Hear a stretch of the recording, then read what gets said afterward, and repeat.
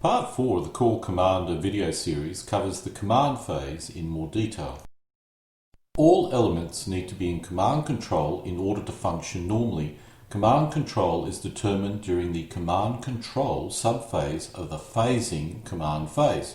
Once an element is in command control or out of command control, it remains so until the following command control subphase of the phasing command phase. Command control is required for an element to move normally, act as an observer for fire support or air support, and receive any orders. If an element is not in command control, it can only move on a 10-sided die roll of 6 or greater. This applies to headquarters as well. If an element is not in command control, it cannot act as an observer in order to bring down fire support or air support. This includes area fire and interdiction fire. If an element is not in command control, it cannot receive any new orders and remains under any existing orders. Lack of command control has a major effect on an element and should be avoided at all costs. An element is in command control if it can trace a line of communication to its commanding headquarters. There are 3 types of lines of communication. These are land, radio, and telephone. A land line of communication represents messages on foot or in small vehicles. A radio line of communication represents elements communicating by the use of radio. A telephone line of communication represents elements communicating by phone joined by laid wires or lines. A land line of communication can be up to 40 centimetres long. When tracing through swamps, forests, jungles, rough or broken terrain, the distance covered is doubled. So tracing a land line of communication through 6 centimetres of forests represents 12 centimetres. A land line of communication may not be traced through opportunity fire range of enemy elements or through the target areas for area or interdiction fire. A land line of communication may not be traced through unbridged rivers or other prohibited terrain. A radio line of communication can be any length and is only limited by the intervening terrain and the effect of electronic warfare. A radio line of communication may not pass through hills. A radio line of communication may not pass through more than 40 centimetres of blocking terrain. Towns, woods, forests, jungles and cities are blocking terrains, with forests and cities counting as double the distance of blocking terrain. A radio line of communication must be a straight line between the element and its controlling headquarters. A radio communication may be intercepted by enemy intercept elements that can trace a line of communication to the point from which the message was broadcast. This is the only downside of using radio lines of communication. It is also possible enemy electronic warfare could affect a radio line of communication. A telephone line of communication is unlimited in length between emplaced headquarters or between an emplaced headquarters and a fortified subordinate element. The length of the telephone line between emplaced headquarters and their unfortified subordinate element is 75 centimetres maximum. A telephone line of communication may not be traced through opportunity fire range of enemy elements or through the target areas for area or interdiction fire. A telephone line of communication may not be traced through unbridged rivers or other prohibited terrain. Measurement of a telephone line of communication through swamp, forest, jungle, rough or broken terrain is treated as double the distance. A headquarters cannot function when it's disrupted or routing. In this case, subordinate elements would be out of command control. A superior headquarter could resubordinate these elements to a new headquarters, but this all takes time and in the meantime the element's effectiveness is greatly reduced. An element which can trace a line of communication to its commanding headquarters, which in turn is out of command control, is also out of command control. The loss of a regiment or brigade headquarters would be catastrophic. We will now cover supply. In order for an element to move and conduct fire combat, it requires fuel and ammunition, which is referred to as general supply in the game. If it lacks general supply, its movement and combat capability can be degraded. Unlike board games, this is not determined in a simple manner, as general supply was often held at an element level, the commanding headquarters level, and so on. Thus, breaking a line of supply did not immediately have an effect. An element has 4 basic supply states. It has a line of supply, it has no line of supply, it is out of supply, and finally it's depleted. This is determined during the supply subphase of the phasing command phase, Once determined, this supply state remains until the following phasing supply state. The supply effects depends on the supply state an element is currently experiencing. If it has a line of supply, it can move and fire normally. If it does not have a line of supply, it can move and fire normally, but may do this only for 4 game turns, after which it is out of supply. When an element is out of supply, each time it moves or fires, if a vehicle or artillery, or fires only, if not, it has a chance of becoming depleted. When an element is depleted, it cannot move or fire, and can only defend against a close assault. It basically becomes an element which can be safely ignored by the enemy. A line of supply originates from the player edge of the playing area. It can travel along a road any distance, which represents vehicles carrying heavy loads on prepared surfaces such as roads. It can then travel from the road up to 50 centimetres to a brigade or regimental headquarters. From the brigade or regimental headquarters, it can travel an additional 50 centimetres to any subordinate element or subordinate battalion headquarters. From the subordinate battalion headquarters, it can then travel a further 30 centimetres to any subordinate elements. If playing the optional player edge supply source, supply can be traced cross-country up to 25 centimetres from the friendly player edge. A supply line to a brigade or regimental headquarters cannot be traced through enemy opportunity fire range. This includes when it's being traced along a road, player edge or cross-country. In other cases, a supply line can be traced through enemy opportunity fire range. A supply line cannot be traced over unbridged rivers or waterways, but it can be traced over a ford or stream. All supply lines count double the distance through swamp, heavy woods, forest, jungle or broken terrain. In this example, the regimental headquarters is taking supply from the friendly player edge, which happens to be 20 centimetres. It cannot trace a line of supply to the road because this is beyond 50 centimetres. The elements in the 1st and 2nd Battalion can directly trace a line of supply to the regimental headquarters, as can the 2 M106 elements. The 3rd Battalion headquarters is too far away from the regimental headquarters, but can trace a line of supply to the road. It then provides a line of supply to the elements in the 1st Battalion. All elements have a line of supply in this example. If an element has no line of supply, it has 4 game turns of general supply, unless it's fatigued or exhausted, in which case it's immediately out of supply. The owning player should place a no line of supply marker next to it and a general supply marker 4 next to it as well. Each game turn it has no line of supply, the general supply marker is reduced by 1. This occurs during the supply subphase of the phasing command phase. If at any time a line of supply is re-established, remove all markers. Apart from this, there is no effect. When all general supply is expended, the element is out of supply. They still possess organic supply, but there is a chance this could become expended. Each time the element conducts a direct fire, including firing a missile, it must spin a 10-sided dice and will become depleted on an 8 or greater if infantry, or 6 or greater if a gun or vehicle. The only exception is non-missile opportunity fire. In addition, any vehicle may become depleted if it moves more than half its movement allowance in a movement phase and spins a 10-sided dice with a result of 6 or greater, resulting in depletion. Depleted elements may not move or fire until a supply line is reopened. It may, however, defend against a close assault as normal, except it will have no opportunity fire. Missiles are large, bulky items in comparison to other ammunition, and elements usually only carry a limited supply. To represent this, all missile-carrying elements have been given a missile supply rating. This is the number of missiles that may be fired in one game turn due to any cause, including opportunity fire.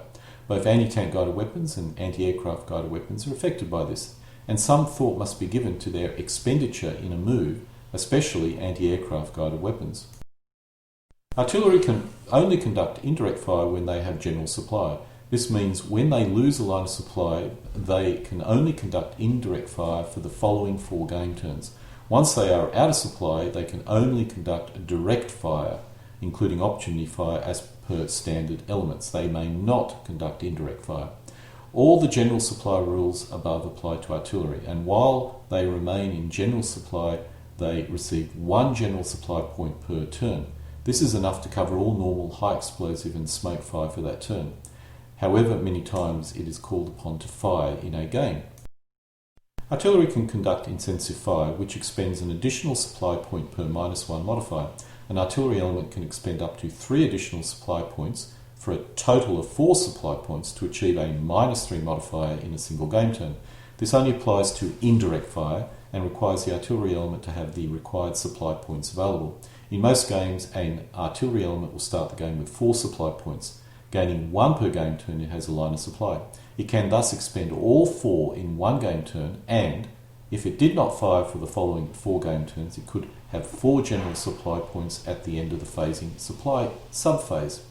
While not stated in the rules, the maximum amount of general supply any element can possess at any point in time is 4. We will now cover emplacement. Only indirect fire elements, or artillery, and headquarters can and need to emplace. The emplacement rules portray the time and difficulties involved in establishing a communication link between artillery and an observer. It also portrays the time and difficulty involved in establishing a telephone line of communication between headquarters and elements in fortifications, and headquarters and elements not in fortifications. 2 headquarters which are in place can communicate with each other using a telephone line of communication of any length. A headquarters which is in place can use a telephone line of communication of unlimited length to any subordinate element which is fortified. A headquarters which is in place can use a telephone line of communication up to 75 centimetres in length to any subordinate element which is not fortified. An indirect fire element has to be emplaced in order to provide fire support to an observer if it's allocated to a headquarters. This represents setting up a special communication link between the artillery element and the headquarters, which would not normally exist in a standard chain of command. The subordinate indirect fire element in this case has the same type of communication line with its official commanding headquarters, but this is considered to always exist as part of a standard chain of command and does not need emplacement unless you need a telephone line of communication. If the artillery element was attached, note attached, not allocated, to a battalion headquarters, then it would also have this organic style of communication link with the headquarters, and it would no longer need to be emplaced. Of course, in this case, the artillery element would need to be in command control of its new commanding headquarters, which would normally require a radio line of communication, which could be affected by enemy electronic countermeasures or be intercepted. To overcome this, the artillery element may still need to be in place, as with the headquarters, in order to use a telephone line of communication. As a result, this is rarely done. In order to emplace, an element must be within 20 centimetres of its commanding headquarters, or is itself a headquarters. The controlling headquarters must be in concentrated mode and cannot be disrupted or routed. Towed weapons must be unlimited to attempt to emplace. Once these conditions are met, the emplacement can begin. This occurs during the emplacement subphase of the phasing command phase. During subsequent emplacement phases, there must be always a controlling headquarters within 20 centimetres of the emplaced indirect fire element to maintain their emplacement status. For headquarters which are emplacing, they must be in concentrated mode and cannot be disrupted or routing. They do not need to be within 20 centimetres of their controlling headquarters, as they take the place of the controlling headquarters in the emplacement process. If for any reason the conditions for emplacing is not met, the counters are all removed and the element must start to emplace again from the beginning. In reality, indirect fire elements which are off the playing area start in place and remain in place for the entire game, so we don't need to normally use these rules. If an element or headquarters is eligible to emplace, then at the beginning of the phasing emplacement subphase, an emplacement factor marker bearing a number equal to the controlling headquarters emplacement factor is placed adjacent to each newly emplaced element. A headquarters emplacing uses the emplacement factor of itself. As you can see from the emplacement factor table, once you apply modifiers, a self-propelled howitzer or gun of under 155mm is immediately in place. An indirect fire element with a modified emplacement factor of less than 1 automatically emplaces during the first emplacement subphase. If during the phasing emplacement subphase a player has elements or headquarters with an emplacement factor marker, he can spin a 10-sided dice to determine if the value is reduced by 1. Any die roll of more than 3 results in the emplacement factor being reduced by 1. Once the counter is reduced to 0, the element or headquarters is emplaced. In the later Corps Commander The Road to Berlin, MMG, tank and assault gun elements can in place. For the tank and assault gun, it needs to have a main weapon which can fire high explosive ammunition. Otherwise it cannot conduct indirect fire and thus there's no point to in place. For an MMG, the high explosive is replaced by the spraying of bullets, which achieves the same effect. Infantry guns and mortars, which are integral to a battalion, do not need to in place if they are supporting that battalion only. This means the observer must be subordinate to the same battalion headquarters. Artillery elements which are integral to a brigade or regiment do not need to in place if they are supporting that brigade or regiment only, which means the observer must be directly subordinate to the brigade or regimental headquarters. Note that observers which are subordinate to a headquarters which is in turn subordinate to the brigade or regiment headquarters does not count in this case. We will now cover communications or missions and orders. During the communication subphase of the phasing command phase, players activate previously sent orders or missions, send new orders, and then the non-phasing player may attempt to intercept those communications if they are sent by radio. All orders or missions sent last game turn become active during the phasing communication subphase. Supply allocating orders are sent during the supply subphase. Combat orders and resubordination orders are sent during the phasing communication subphase. Artillery missions orders are sent during the artillery subphase, and aircraft orders or missions are sent during the aircraft subphase. Artillery allocation orders occur during the artillery subphase. Aircraft allocation orders occur during the air operations subphase. During the communication subphase, combat orders can be sent from headquarters to subordinate headquarters. In most cases, this will be the regimental headquarters to its subordinate battalion headquarters.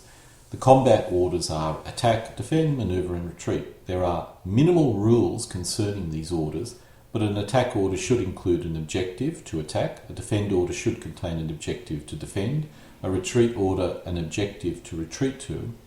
An attack should involve some movement towards the objective, or fire combat against the enemy in the way. A defend order can involve some adjustment of elements, but basically does not allow any advance or retreat. A retreat order should involve some movement towards the retreat objective. Elements can only adopt travel mode if it's under manoeuvre or retreat orders.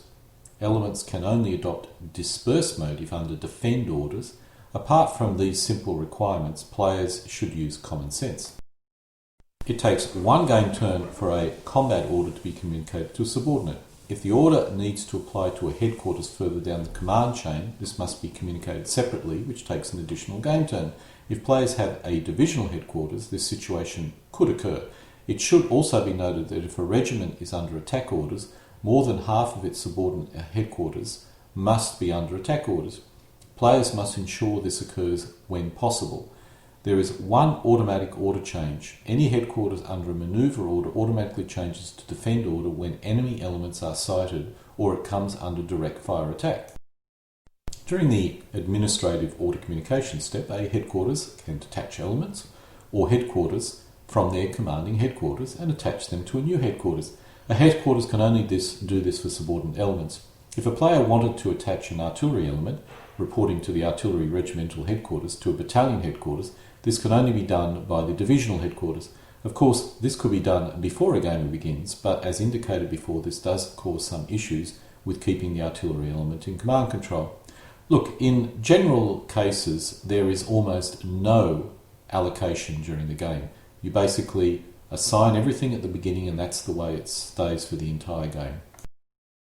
If a headquarters sends an order or mission using a radio line of communication, it can be intercepted. Only enemy signal companies or platoons would have this capability, so it would be a headquarters company nominated with a radio intercept capability.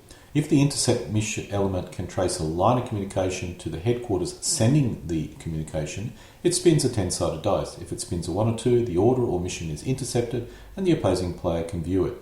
If he spun a 1, he can target the headquarters with indirect fire from an indirect fire element, which reports to a headquarters with counter battery fire capability, which is its AR value. This indirect fire is unobserved and occurs during the next game turn during the fire phase, specifically during the counter-battery subphase. An intercept can occur for any communication sent during the command phase. Thus, a supply allocation order sent during the supply subphase can be intercepted, as can an artillery allocation or mission order, or an aircraft allocation or mission order. The intercept step is placed in the communication subphase for convenience. It should be noted the main benefit of interception is the ability to target the headquarters with indirect fire. It generally doesn't matter that you can view the order. An intercept die roll occurs once for any use of a radio line of communication, not for each order or mission communicated. First time a headquarter uses a radio line of communication to send a communication, such as an order, artillery mission order, aircraft mission order, the intercept die roll occurs. The result is used for all subsequent uses of a radio line of communication during the current phasing command phase for that headquarters. This is more important for the highest rank headquarters in the playing area, normally a regimental headquarters, as it could send up to 3 orders in a single game turn to its 3 subordinate battalion headquarters, and any number of artillery or aircraft allocate orders, resubordination orders, or other orders. As some of these orders will be to a off-playing area headquarters or element, unless of course the headquarters is in place, it will always be using a radio line of communication. Thus, you only spin once for that headquarters. Radio jamming or electronic countermeasures can interfere with all radio communication on the playing area. Only a special signal company or platoon would have this capability, so it would be a headquarters company with a radio jamming capability. Radio jamming can be intercepted. The game provides no rules around how this would work. Players are free to create their own rules, but I would suggest that spin a 10-sided dice and that would stop radio lines of communication or something of that nature. We will now be covering artillery missions. An artillery element, or any indirect fire element, can conduct fire combat in the same manner as any other element. It can execute direct fire or self-observe indirect fire without any special condition and is only limited by the technical restrictions of the weapon itself. However, if an artillery element wishes to conduct special indirect fire activities such as fire support missions, counter-battery missions, area fire missions or interdiction fire missions, there are a number of unique factors to consider. If a mission requires an observer, some thought has to go to ensure the communication link between the observer and the indirect fire element is suitable. If an indirect fire element is integral to a headquarters, then it can use the standard command lines of communication to any other element reporting to the same headquarters. If the artillery element is not integral to the observer's headquarters and reports to a different headquarters and wishes to remain so, it must be allocated to the observer's headquarters. Counter-battery missions do not require an observer, but its commanding headquarters, which has an artillery rating, acts as the observer. In most cases, the artillery element will be integral to this headquarters. The next factor to consider is the mission order the artillery element is currently under. This represents the artillery elements preparing for a specific action. So if an artillery element is under an area fire mission, then that's all it could do. It could not provide fire support instead. A new mission order would need to be provided. In the case of area fire and interdiction fire, these mission orders are pre-planned and the owning player needs to take no action to make this occur. Thus, if an artillery element was under a fire support mission order and on game turn 2 it was to fire an area fire mission, this would automatically change to area fire in game turn 2 and then automatically change back to fire support on game turn 3. Thus, the only 2 orders a player need to consider is fire support missions or counter-battery missions. A third possible order is cancelling area fire or interdiction fire, and this allows an artillery element to conduct fire support or counter-battery fire on that particular game turn. As with all orders, the new order takes effect the following game turn. In the game turn it was sent, the old order would still apply. All elements are organic to a formation, which in turn reports to a headquarters. Organic means the element was part of the official organisational structure. So in this example, on this slide, the M106 self-propelled mortar and the M901 missile tank destroyer is organic to the American Mechanised Infantry Battalion. They are also considered as integral to the battalion, as well as organic. The M106 self-propelled mortar can conduct a fire support mission without being emplaced, as long as the observer was also integral to the battalion. All organic elements are also considered as integral. An element can be attached to a headquarters, thus it was not originally organic, but after attached it becomes integral to that new formation.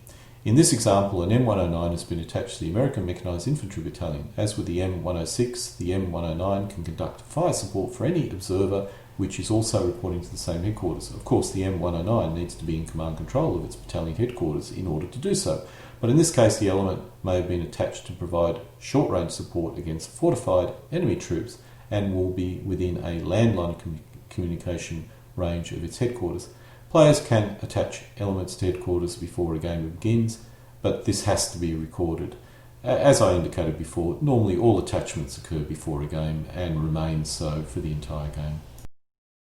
Any indirect fire element can be provided a pre-game area fire or interdiction fire mission order. This also applies to indirect fire elements which are organic and or integral to a battalion or regimental headquarters.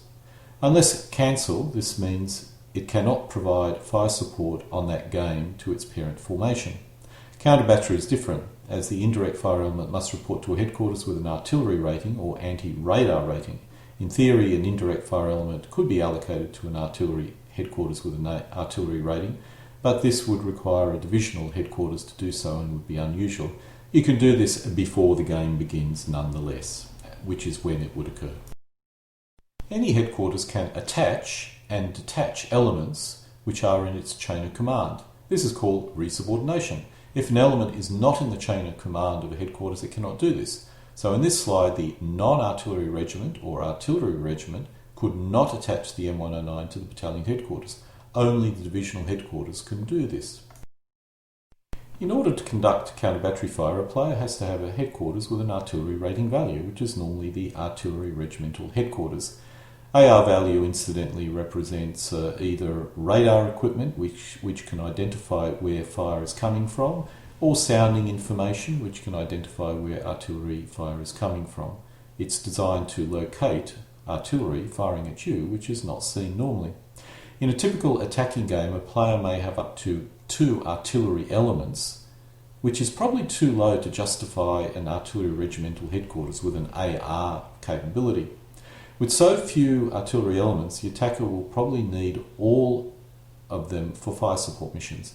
While counter-battery fire capability would be useful in the second half of the game, typically the game would be won in the first half. The only argument for the attacker to possess counter-battery fire capability is the chance of disrupting an enemy headquarters due to successful radio interception. While the game changer is such a low probability event, most attackers would forego this opportunity. The defender, which has more points by midpoint in the game, would have more artillery and could justify counter-battery capability. The issue is the first half he'll be fighting for his life, so the points for an artillery headquarters would seem to be extravagant. For the mid-game reinforcements, it's a real option for the defender, especially for a chance of disrupting an attacking headquarters, and most importantly for neutralising the attacker's artillery. If a player does not deploy an artillery regimental headquarters but does deploy artillery elements, how does this occur? In most cases, the artillery elements will be allocated to on-playing area headquarters. A typical attacking force would consist of 3 battalion headquarters and a regimental headquarters. Allocating an artillery element to each would be optimal. If the artillery element are off the playing area, it's assumed they are always within emplacement range of their commanding artillery headquarters, which is otherwise occupied in another part of the front line. If the artillery element wants to go on the playing area, then they would need to be attached to the regimental headquarters and then allocated to the battalion headquarters. This would need to remain within emplacement range of the regimental headquarters in this case. Of course, the artillery element would be attached to the battalion headquarters, but this would cause so many problems and is not recommended. The only player can decide, but whatever decision is made, it must be documented before the game begins. Generally, indirect fire of this nature is all off the playing area. That is just simply the simplest way of dealing with it. The optimal artillery mission order to start the game would be a fire support mission order. Then any pre-game planned area interdiction fire can be recorded. In this example on the slide, the artillery element conducting area fire in game turn 2. Once this is completed, the artillery element returns to their fire support mission order. If there is no counter-battery fire, then the only order a player needs to worry about during the game is the fire support mission order. Area and interdiction fire is all set before the game, so as long as you guess correctly, it will achieve its objective. The only reason why you would not want to do this if you specifically want to conduct area fire on game turn 1, in which case the artillery elements have this order in place before the game begins. And during game turn 1, the regimental headquarters would change the order to a fire support mission. So it's active on game turn 2. This would require the artillery element to be attached to the regimental headquarters and thus within command control range of the regimental headquarters. While the idea of laying down area fire in game turn 1 is attractive, it's often not useful, so I would not consider this. For the defender, it's different. It's very useful to have interdiction fire on key roads coming on the playing area on game turn 1, as the defender will often only have 1 or 2 artillery batteries. Having this attached to the regimental headquarters is feasible, so the artillery mission order can be changed on game turn 1. We will now cover aircraft, specifically aircraft missions. An aircraft flight, which is a single aircraft figure, must be under an attack mission order if it wishes to conduct any form of activity. Aircraft mission orders are set before the game begins or during the phasing aircraft operation subphase. Except for a tactical strike mission, they are executed the following game turn during the anti-aircraft and air attack subphase. Except for a ground support mission, aircraft missions do not require an observer. As a result, the attack or observation point will need to be defined when the mission order is sent. Even for a ground support mission, the actual attack order point will need to be specified, limited only by the need to be within range of the observed enemy element. Unlike artillery, when an aircraft conducts a mission, it returns to its base. When it reappears, it needs to have a new mission order set. The only exception to this is a cab rank squadron allocated to a headquarters, which provides air support.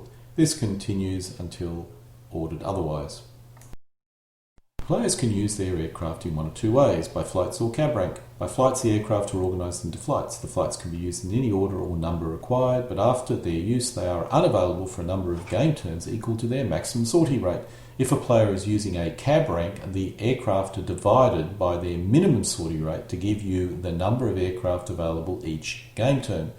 An aircraft flight, or element, must be a minimum size, and this may restrict the player's ability to use cab rank.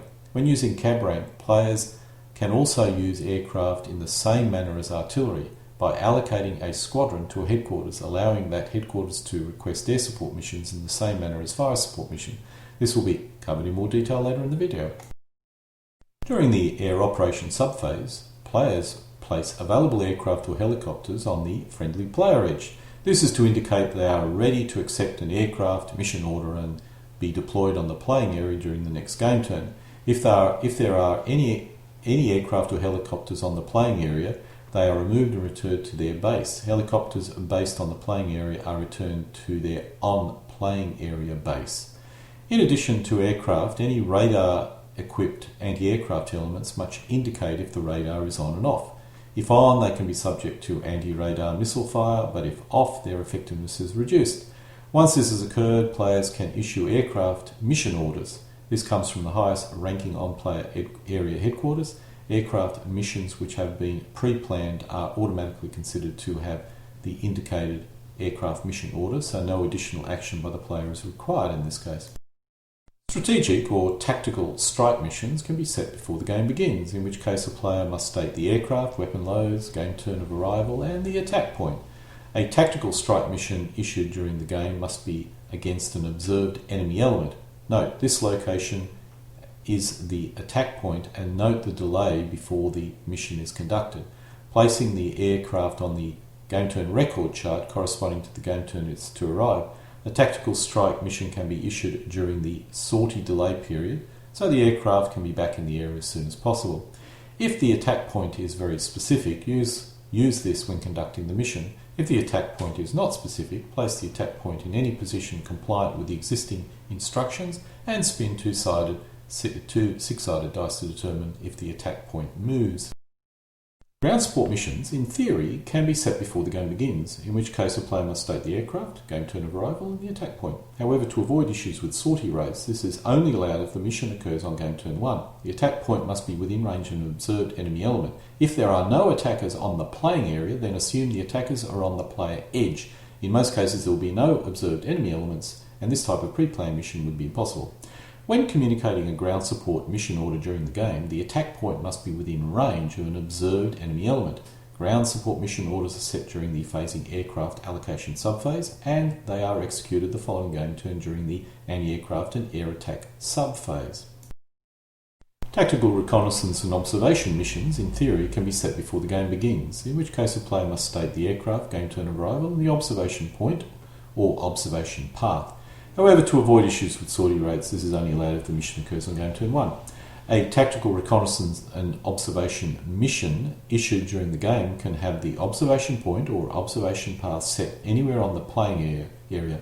Tactical reconnaissance and observation mission orders are set during the phasing aircraft allocation subphase, and they are executed the following game turn during the anti-aircraft and air attack subphase. Tactical reconnaissance observation mission orders can be set to an aircraft on the friendly player's edge, or actually even in the sortie dead period time, so they can immediately come into action when they're available. AWAC and ELINT missions, in theory, can be set before the game begins, in which case a player must state the aircraft, game turn arrival, and the observation/attack point. However, to avoid issues with sortie rates, this is only allowed if the mission occurs on game turn 1. An AWAC and ELINT mission issued before the game can have an observation point set anywhere off the playing area. AWAC and ELINT missions orders are set during the phasing aircraft allocation subphase, and they are executed the following game turn during the anti-aircraft and air attack subphase. AWAC and ELINT mission orders can be only sent to aircraft on the friendly player edge. Although the rules don't specifically state it, I'm pretty certain they can also be sent to aircraft which are in the sortie dead time, which is when they're going back in their base, refueling, etc. etc. Cap and close escort missions, in theory, can be set before the game begins, in which case a player must state the aircraft and game turn of arrival. However, to avoid issues with sortie rates, this is only allowed if the mission occurs on game turn 1, or if escorting a strategic strike or tactical strike. A CAP mission order issued before the game has the attack point set off the playing area. There is no attack point. A close escort mission order issued during the game must have an attack point set at the location, the aircraft it is escorting. Cap and close escort mission orders are set during the phasing aircraft allocation subphase, and they are executed the following game turn during the anti-aircraft and air attack subphase. Cap and close escort mission orders can be sent to aircraft on the friendly player edge or aircraft which are in the sortie wait period. ECM missions, in theory, can be set before the game begins, in which case a player must state the aircraft, game turn of arrival, and the observation point. However, to avoid issues with sortie rates, this is only allowed if the mission occurs on game turn 1. ECM missions can be general person or escort. A general purpose ECM mission order issued during the game can have the observation point set anywhere. An escort ECM mission order issued during the game must have the observation point set at the location of the aircraft it is escorting. ECM mission orders are set during the phasing aircraft allocation subphase, and they are executed the following game turn during the anti-aircraft and air attack subphase. ECM mission orders can be sent to an aircraft on the friendly player edge or in the sortie wait time phase. If an aircraft on the friendly player edge is not provided with a mission order, it remains on the friendly player edge until the following game turn. In summary, it is waiting for an order. An aircraft squadron on Canberra can be allocated to a headquarters, and ground support missions can occur in the same manner as fire support. In this case, when an observer sights an enemy element, it can immediately request air support, which results in the aircraft available on that game turn conducting a ground support mission against that enemy element on the same game turn. There is no delay in this case. This is pretty much the same as if you had artillery or indirect fire elements which are organically allocated or integral to a headquarters. The aircraft squadron is allocated to a headquarters, either regimental or battalion, during the air operation subphase. On the following game turn, during the air operation subphase, the allocation is active, and the following game turn, the observer can request air support.